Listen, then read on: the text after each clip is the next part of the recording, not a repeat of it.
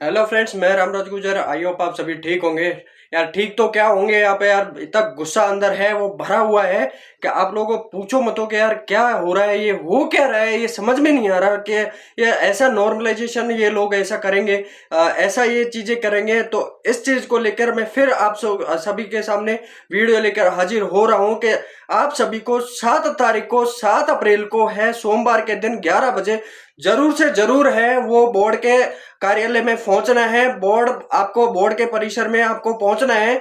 एकजुट हो जाओ। और बस ये भर्ती है, आप लोगों को मैं बता दूं कि ये जो भर्ती है अब पशु परिचर के नॉर्मलाइजेशन तक ये सीमित नहीं है। ये आगे आने वाली पटवारी या आगे आने वाले वीडियो, आगे आने वाली 4th ग्रेड भर्ती और न जाने कितने ही भर्तियों में मतलब बहुत बुरी तरीके से जो स्टूडेंट को है वो प्रताड़ित किया जाता है। नॉर्मलाइजेशन के नाम पे उनके घर की जो खुशियां हैं, उनकी उम्मीदें हैं, उनको छीन लिया जाता है और बोल दिया जाता है आके इंटरव्यू में कि हमारा उसमें कोई रोल नहीं है, ये ऐसा फॉर्मूला है, वो फॉर्मूला है।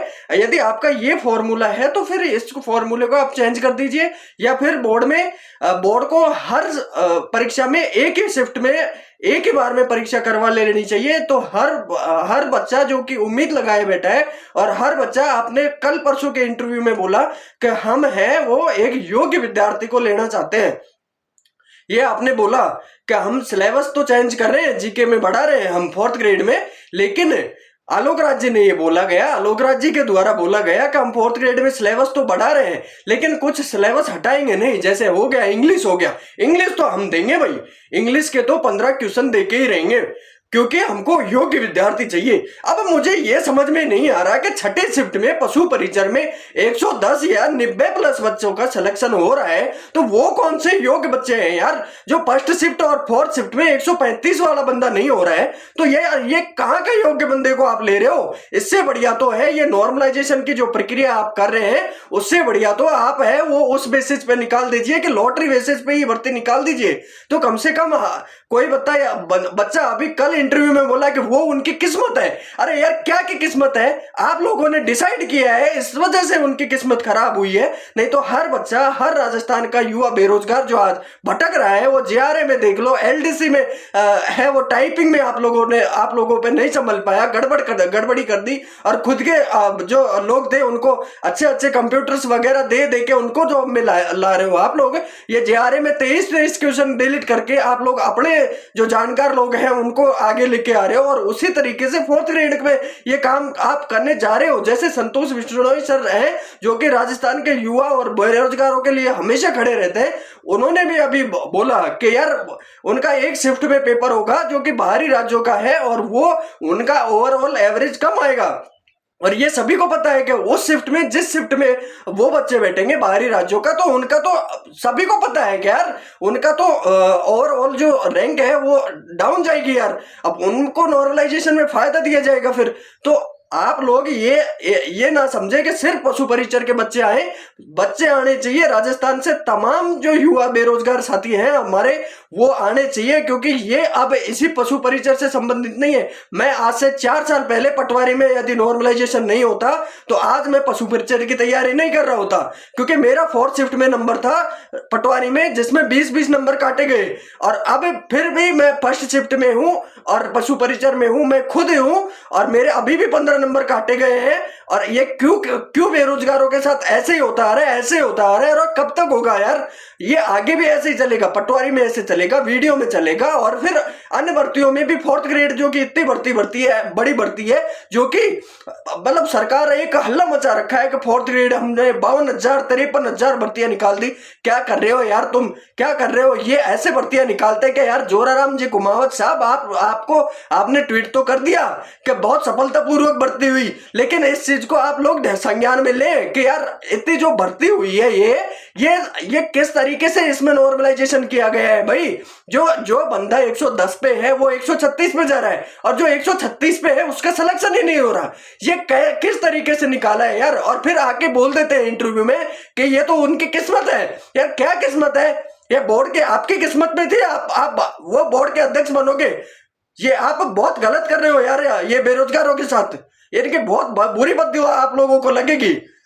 आप अभी भी रिवाइज रिजल्ट जारी कीजिए। हमारी एक ही मांग होगी, पशु परिचर को 7 अप्रैल को आप लोग सभी सभी के सभी भाई हैं वो आना है। सभी को ऐसा ना समझे कि ये पशु परिचर के लिए है, ये है नॉर्मलाइजेशन के लिए लड़ाई। ये लड़ाई आप लोगों को लड़नी पड़ेगी। यदि आज आप लोग नहीं आए, 7 तारीख को आप लोग सोमवार को बोर्ड नहीं पहुंचे ज्यादा से ज्यादा संख्या में, तो आप लोग देखते रहना कि इसका भुगतना आप लोगों को ही पड़ेगा। आप 500 रुपए 400 रुपए किराया लगा के एक दिन आप खुद खर्च करके आप चले जाओगे ना, अपना एक दिन का समय भी खर्च करके चले जाओगे, तो भी आपको है वो बहुत अच्छा सौदा होगा आप लोगों के लिए। क्योंकि वहां पे हम लोगों को बात रखनी है और हजारों की संख्या में यदि लोग आएंगे तो बोर्ड को मानना पड़ेगा, रिवाइज रिजल्ट निकालना पड़ेगा और सरकार को भी ये मानना पड़ेगा कि यार सच में ही बेरोजगारों के साथ में धोखा हुआ है। क्यों हुआ है, क्यों शिफ्ट को ज्यादा नंबर दिए गए? इसमें मुझे बताओ कि पहली और चौथी शिफ्ट जो थी उन शिफ्टों को, या फिर अदर शिफ्ट थी उन शिफ्टों को फायदा क्यों नहीं पहुंचाया? क्यों क्यों सिर्फ एक छठी शिफ्ट को 35 35 36 36 नंबर का फायदा देकर आप लोग उनको नौकरी लगा रहे हो? टॉप 100 बच्चों में है जो 90 प्लस बच्चे ऐसे हैं जो कि छठी शिफ्ट से आ रहे हैं। और शिफ्टें कहां जाएंगे? 53 बच्चे, सिर्फ 53 बच्चे फोर्थ शिफ्ट से आ रहे हैं यार, और 120 बच्चे फर्स्ट शिफ्ट से आ रहे हैं। और बच्चे कहां जाएंगे? मरेंगे क्या यार? आतंकवादी मत बनाओ आप लोग। फिर कह रहा हूं कि आतंकवादी मत बनाओ आप लोग, आपकी मानसिकता को बदल लो। अगर अभी भी नहीं चाहते तो ये बेरोजगार है, ये सरकार बना भी सकते हैं तो सरकार बिगाड़ भी सकते हैं। ये आप लोगों को ध्यान रखना चाहिए। क्योंकि इन्हीं युवा बेरोजगारों के दम पे आप लोगों की सरकार बनी है राजस्थान में। और अगर इन युवा बेरोजगारों के साथ में ऐसा धोखा होता है, नॉर्मलाइजेशन के नाम पे आप लोग है ये सब कुछ करवाते हो, अंदर वो फॉर्मूला है काय का फॉर्मूला है यार? ऐसा फॉर्मूला है क्या? अरे यदि फॉर्मूला है तो आपका जो सिस्टम है ना, सिस्टम आपकी सिस्टम में हमें बताओ। अगर हमें बताओ, हम कब बनाएंगे 6 शिफ्टों के पेपर? अगली शिफ्ट हमें बुलाना आप लोग। अगर आपके एक्सपर्ट से 6 पेपर है, सिर्फ 6 पेपर एक जैसे पैटर्न पर एक लेवल पर नहीं बनते हैं तो हमें बुलाना, हम बना के देंगे आपको। और फिर अगर इतना नंबर का 50-50 नंबर का डिफरेंस आ जाए तो फिर हमें बता देना यार। आपके नॉर्मलाइजेशन जो एक्सपर्ट है, आपके जो पेपर एक्सपर्ट है, वो एक्सपर्ट है या फिर मतलब समझ नहीं आ रहा कि आपके एक्सपर्ट है क्या? कहाँ के एक्सपर्ट है यार? वो कहाँ के एक्सपर्ट है? कहां से लेके आए थे ऐसे एक्सपर्ट जो बेरोजगारों के लिए, मतलब बेरोजगारी के घर को लिए, उनके सपनों को, उनके माँ बाप को? यार इतने बच्चों के फोन आ रहे हैं यार, बच्चे रो रहे हैं यार। 135 वाला बच्चे का सिलेक्शन नहीं हो रहा और यहाँ जो 190 प्लस का सिलेक्शन हो रहा है। हद है। निकालते हो यार, वैकेंसी निकालते हो, फिर क्यों निकालते हो तुम लोग? ऐसे ही भर लिया करो ना। इन लोगों ने हाथ मचा रखी है, गंद मचा रखी है एक बस युवाओं के नाम पे। सभी साथियों से फिर निवेदन कर रहा हूं, सभी गुरुजनों से निवेदन कर रहा हूं, 7 अप्रैल को जरूर है वो सोमवार के दिन आना है और बहुत ज्यादा संख्या में आना है गुरुजनों। अब बचा लो, अब बहुत हो गया है। ये नॉर्मलाइजेशन के नाम पे ये जो है ना ये कर रखा है, ये बहुत है। एक योग्य विद्यार्थी जो कि आके फोड़ता है, आके फोड़ के रातें काली करता है, और वो बच्चा 135 नंबर लेके आता है और उसका सिलेक्शन नहीं होता है, तो फिर और हम जाए कहाँ भाई? मर जाए या फिर आतंकवादी बन जाए? हमें तो यही बता दो। फिर 133 नंबर लाके 3600वीं रैंक आई है मेरी गलती थी कि मेरा फर्स्ट शिफ्ट में नंबर आया? मेरी गलती थी, मैंने पढ़ाई इतनी करी। अगर हमारी गलती नहीं थी तो बोर्ड की गलती हम क्यों भुगतेंगे? क्यों भुगतेंगे भाई? बोर्ड की गलती को हम क्यों भुगतेंगे यार? बोर्ड गलती करता रहेगा, उसकी बातें हम मानते रहेंगे क्या? और मानेंगे तो कब तक मानेंगे यार? हर भर्ती में गड़बड़ियां सामने आती है और बस टाल दिया जाता है। ये युवा बेरोजगार कहां तक सहेगा यार इन सारी चीजों को? आप लोग है वो तैयार हो जाओ, बहुत हो गया इनका ये रोना धोना, आके इंटरव्यू पब्लिसिटी, इनको यही चाहिए और कुछ नहीं चाहिए इनको।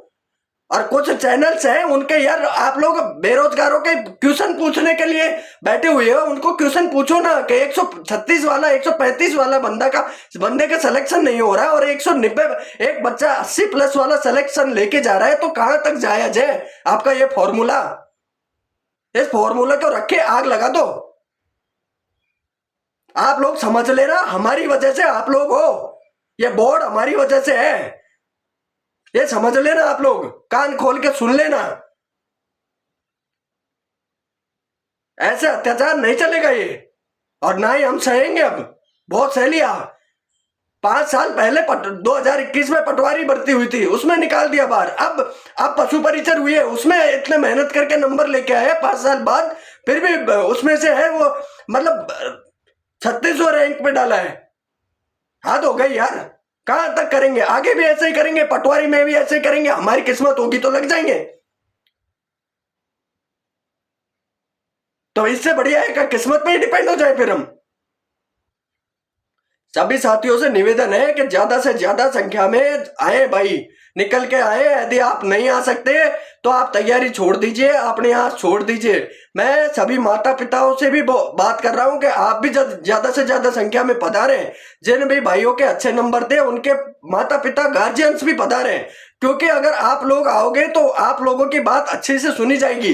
क्योंकि आप लोग मीडिया में आपकी बातें रख पाओगे और बोलोगे कि मेरे बच्चे के इतने नंबर थे, उसके इस शिफ्ट में नंबर कम हुए या बढ़े या कुछ भी हुआ, उसके साथ धोखा हुआ, तो क्या अपने माँ बाप अपने बच्चों के साथ में नहीं है क्या खड़े?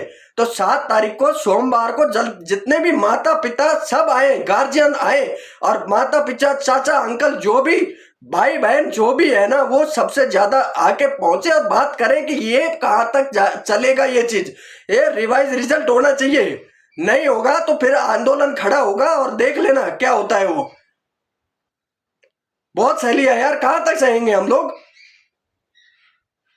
हद होती है किसी चीज की यार। 2 नंबर का होता है, 4 नंबर का होता है, 5 नंबर का हो जाता है।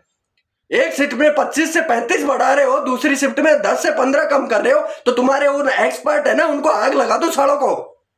हमें नहीं चाहिए ऐसे एक्सपर्ट, नहीं चाहिए हमें ऐसे बोर्ड। इन्होंने मतलब हद करके रखी हुई है यार। सब भाइयों को आना है, और याद रखना सुबह 7 तारीख को आना है, 11 बजे आना है बस, और कुछ नहीं है। यदि आप रियल में तैयारी करते हो और अपना मतलब बेरोजगार हो, तो 100 रुपए 200 रुपए निकाल के जरूर से जरूर बोर्ड में आना है बस। ठीक है, इसी के साथ राम राम भाइयों।